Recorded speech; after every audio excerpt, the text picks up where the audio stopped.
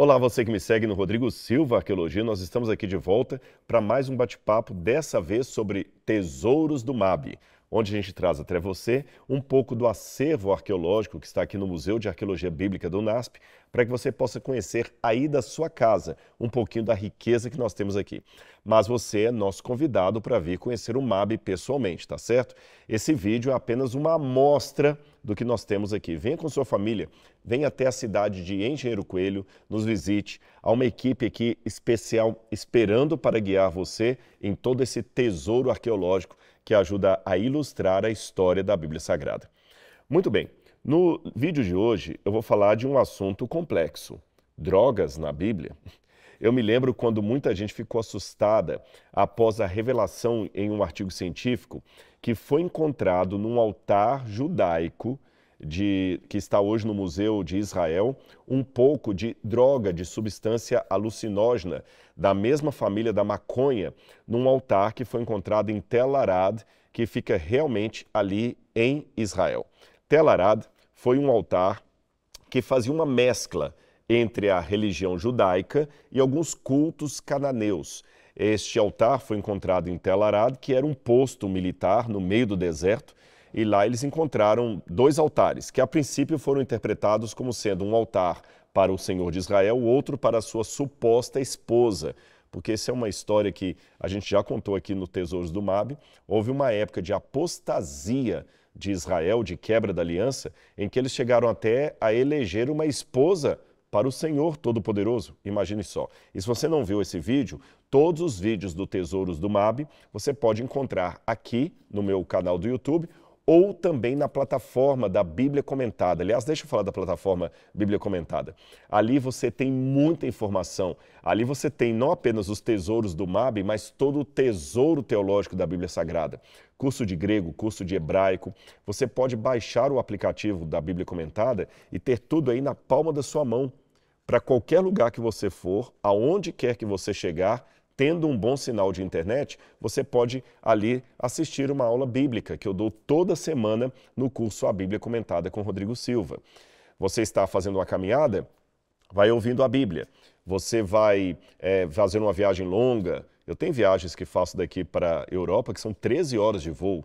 Dá para você colocar o seu fone de ouvido ali e ouvindo um conhecimento que realmente vai ajudar você a conhecer mais o livro sagrado, a revelação de Deus. Então venha fazer parte do time que estuda a Bíblia comigo toda semana na plataforma Bíblia Comentada. Eu vou deixar depois aqui o link para que você possa se matricular e eu tenho muita coisa para contar para você.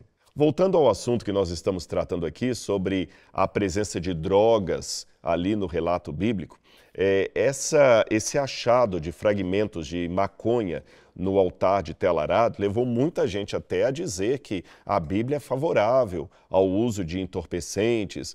Queriam até dizer que o cálamo, que é uma erva mencionada na Bíblia, que na verdade seria um caniço, seria a droga, que seria a maconha, e que quando o sacerdote acendia o incenso no templo, que ele estava acendendo realmente algo alucinógeno. Isto não é verdade. Eu não vou gastar o vídeo de hoje para explicar para você essa ideia que tem por aí, que a Bíblia autorizaria o uso da maconha. Não vou explicar isso hoje, eu vou falar sobre isso num outro vídeo, numa outra oportunidade. Apenas quero anunciar para você que tem essa ideia por aí. Como é que foi o achado dessa substância? Eu acabei não contando para você.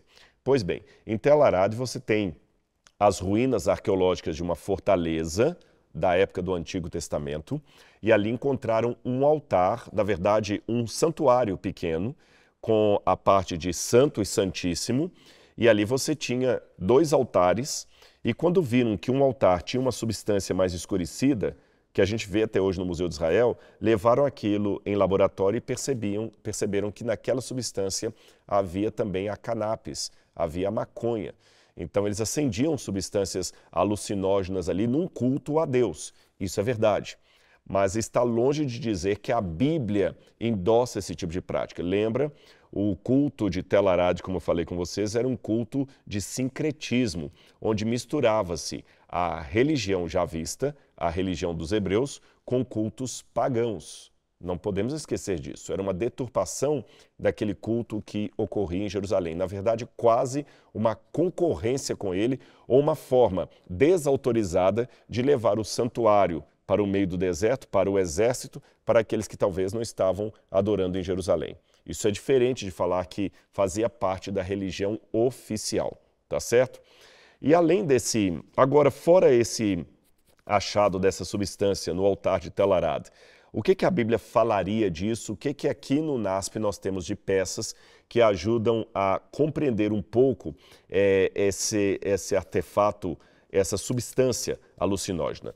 Então vou começar falando de uma planta chamada papoula. A papoula é a planta básica, é a flor da qual saem muitas substâncias alucinógenas. E nós temos históricos fora da Bíblia que a papoula era muito cultivada, especialmente na cultura cipriota. E eles não apenas cultivavam a papoula ali, como eles exportavam substâncias alucinógenas feitas a partir dessa flor da papoula. Eu vou mostrar para você uma foto da papoula e você vai ver aí agora na sua tela como ela seria. É essa flor aí. Dessa flor você pode extrair muitas substâncias que causam sensação de torpor mental, a pessoa fica zen, fica com uma substância alucinógena mesmo. E olha que interessante, a cultura cipriota não apenas exportava o ópio, como exportava também um tipo de jarro para levar esse ópio. E ele tinha vários usos. Ele tinha uso na medicina, por exemplo, você usava o ópio para a pessoa ficar sedada quando tinha que fazer uma cirurgia, por exemplo. Alguém foi ferido numa batalha, tinha que tirar fora sua perna, tinha que tratar um ferimento. Eles usavam o ópio para isso. Lembra que Jesus, quando estava, por exemplo, ali na cruz do Calvário, um soldado pegou uma esponja, embebeu num vinagre e levou até Jesus? O que era esse vinagre? Esse vinagre era um vinho altamente fermentado que ficava em banheiros públicos e era usado para esterilizar a esponja que era usada para limpeza pessoal no banheiro público. Imagina que nojo, que situação de realmente humilhação. Ele correu no banheiro público, pegou a esponja e embebeu ali no vinagre e levou até a boca de Jesus. Por quê? Aquele vinagre altamente alcoolizado, que já passou do ponto, ele não serviria nem mais para beber, mas ele serviria para esterilizar ferimentos, para esterilizar bucha de banheiro e também servia como ópio, porque a pessoa bebia um pouco daquele vinagre e estava altamente, assim, alucinógena. Ela perdia completamente o seu sentido. Por isso que a Bíblia fala que Jesus, experimentando o que era o vinagre, não quis beber. Porque se Jesus tivesse a sua mente adormecida, o diabo poderia tomar conta da mente de Jesus na cruz. Então ele preferiu aguentar a dor do sofrimento até a última instância, a dor física que ele estava passando. Jesus não aceitou nenhum tipo de morfina, nenhum tipo de elemento que pudesse adormecer os seus sentidos mentais. Voltando à época do Antigo Testamento, eles também faziam isso. Eles colocavam esse ópio para aliviar a dor de uma pessoa. O ópio também era usado em cultos pagãos, especialmente quando a orgia tomava conta de todas as pessoas. Aqui num dos vídeos do Tesouro do MAB, eu explico justamente como que os cultos pagãos envolviam muita orgia, bebedeira e sexo para distrair os deuses. Então eles costumavam colocar nas bebidas fortes, que seria a cerveja da época ou o próprio vinho, um pouco de ópio para a pessoa ficar ainda mais alta, sabe, mais fora de si, e entrar em transe. O ópio provocava uma sensação de transe, inclusive com visões alucinógenas, semelhante ao que acontece com pessoa que usa droga hoje, qualquer tipo de droga, da maconha, a LSD, a êxtase, qualquer uma.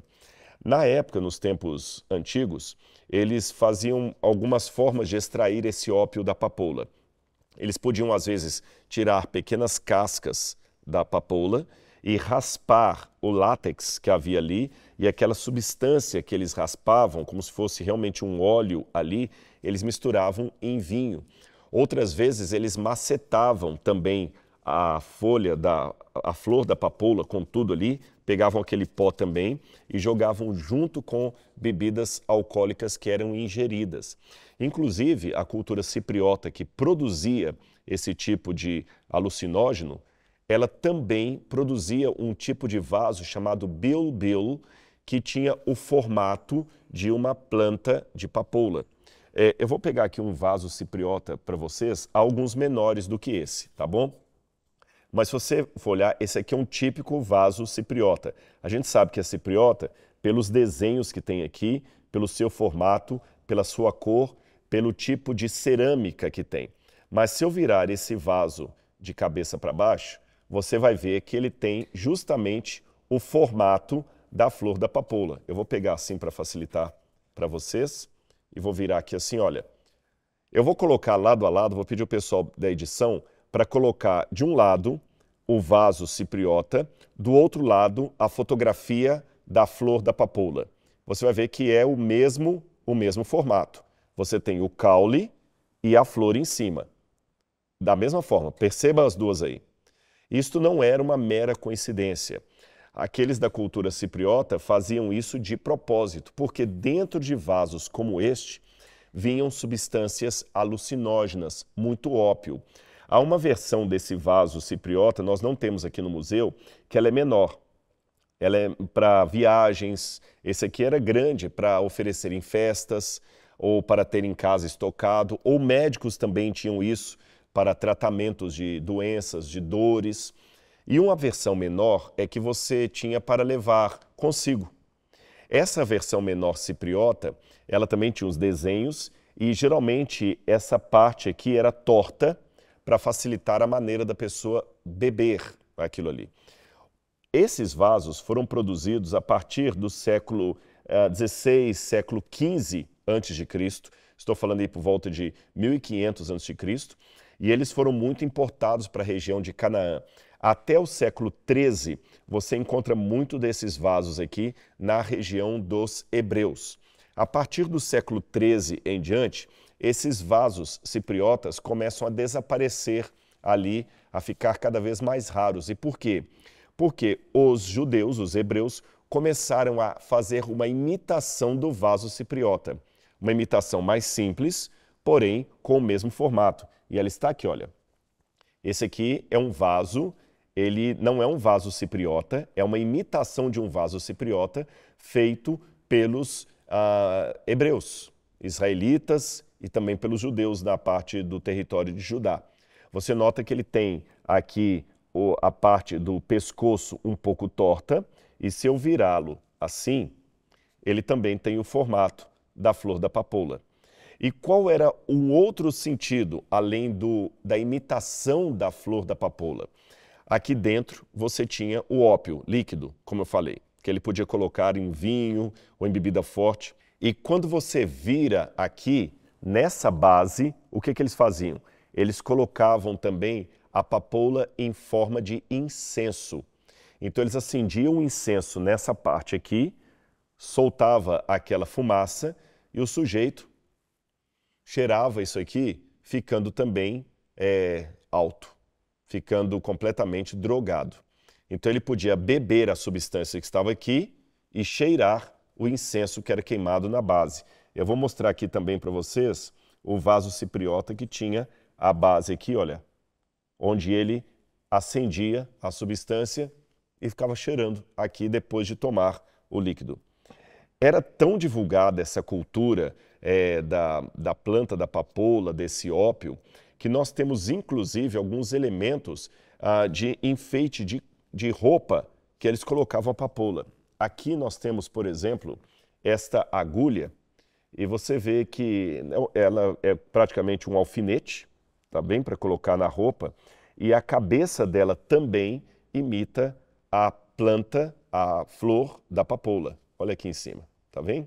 Você tem aqui a parte de cima, ou seja, era um souvenir, fazia parte da cultura dos povos pagãos. Quando nós vamos à Bíblia Sagrada, a Bíblia deixa bem claro que o Deus de Israel era o Deus da lucidez. Não era o Deus da embriaguez, o Deus do torpor mental. Era um Deus que queria as pessoas lúcidas para receber o Espírito Santo e entender a mensagem. Agora, veja algumas passagens bíblicas que eu posso mostrar para você aqui. Olha, quando você lê Jeremias, capítulo 8, versículo 14, Deus coloca bebidas à base de ópio como sendo um castigo para o povo e não algo que Deus desejava. Existe uma expressão em hebraica, Maim Rosh. Maim Rosh literalmente significa águas ou água de cabeça. Água de cabeça. Mas água de cabeça, que algumas Bíblias traduzem como água amarga ou fel, segundo alguns especialistas, essa água de cabeça ou água amarga seria a substância feita a partir do vinho misturado com a papoula, porque ela é amarga mesmo. E ela deixa a água amarga. Às vezes também nem era com vinho, às vezes eles destilavam isso na própria água. Ou às vezes faziam uma mistura de água, vinho e fel, que era a substância alucinógena. E olha o que Jeremias capítulo 8, versículo 14 diz. Porque nós estamos sentados aqui, reúnam-se, entremos nas cidades fortificadas e permaneçamos ali, pois o Senhor nosso Deus já decretou a nossa morte e nos deu de beber água envenenada. Eu gostei da tradução da Ferreira de Almeida aqui. Eles traduziram Maim Rosh, literalmente água de cabeça, como água envenenada. Você lembra também que no Apocalipse, uma das pragas fala que as pessoas iam beber a água de absinto, a água amarga, que era uma água venenosa? Vamos ler agora Jeremias capítulo 9, versículo 15. Novamente, você tem uma expressão bíblica de águas de cabeça, que seriam essas águas amargas ou águas venenosas. Vou ler para você aqui, olha. Portanto, assim diz o Senhor dos Exércitos, o Deus de Israel, eis que alimentarei esse povo com absinto e lhe darei de beber água envenenada. O que Deus está dizendo? Vocês querem droga? Tá bom. Eu vou dar drogas para vocês, mas vou dar drogas com todas as consequências que as drogas trazem. O sentido profético é esse. Deus muitas vezes punia o povo de Israel, dando ao povo aquele pecado que o povo tanto queria. Só que Deus falava, vocês vão receber o pecado que vocês querem com as consequências dele. Dizem que certa vez a esposa de Billy Graham, Annie Graham, quando houve o ataque das Torres Gêmeas e outros ataques em cidades lá, ela falou assim, por que as pessoas agora estão correndo para as igrejas procurando a ajuda de Deus? Vocês expulsaram Deus daqui. Vocês não queriam mais que a Bíblia fosse lida em sala de aula. Vocês não queriam mais, proibiram orações em escolas públicas. Vocês queriam que Deus ficasse de fora das escolas? Então ele deixou a América, como vocês pediram. E agora vêm as consequências da ausência de Deus nesse país. Muitas vezes, o castigo de Deus é apenas dar ao povo aquela coisa pecaminosa que o povo tanto busca. Só que as consequências vêm junto. Percebeu o sentido da palavra? Viu como esses artefatos ajudam a entender melhor a Bíblia Sagrada? Agora vejam a prescrição que Deus fez de coisas que não deveriam estar no meio do povo de Israel. Vamos ler Deuteronômio, capítulo 29, verso 18. Deuteronômio, capítulo 29, verso 18. Eu vou abrir aqui. Olha o que Deus falou para não haver no meio do povo. Que entre vocês não haja homem, nem mulher, nem família, nem tribo, cujo coração hoje se desvie do Senhor nosso Deus e vá servir os deuses dessas nações. Que não haja entre vocês raiz que produza erva venenosa e amarga. No original hebraico está justamente pererosh, erva de cabeça. Olha que interessante. Por que essa expressão erva de cabeça? Muitos comentaristas pensam que Deus estava falando, não haverá entre vocês flor de papoula, erva de cabeça. Olha, vou voltar aqui ao alfinete que nós temos. O que nós temos aqui? Um alfinete de cabeça, porque era na cabeça que simbolizava a flor da papoula. Não haverá erva de cabeça. Viu o sentido da expressão idiomática em hebraico?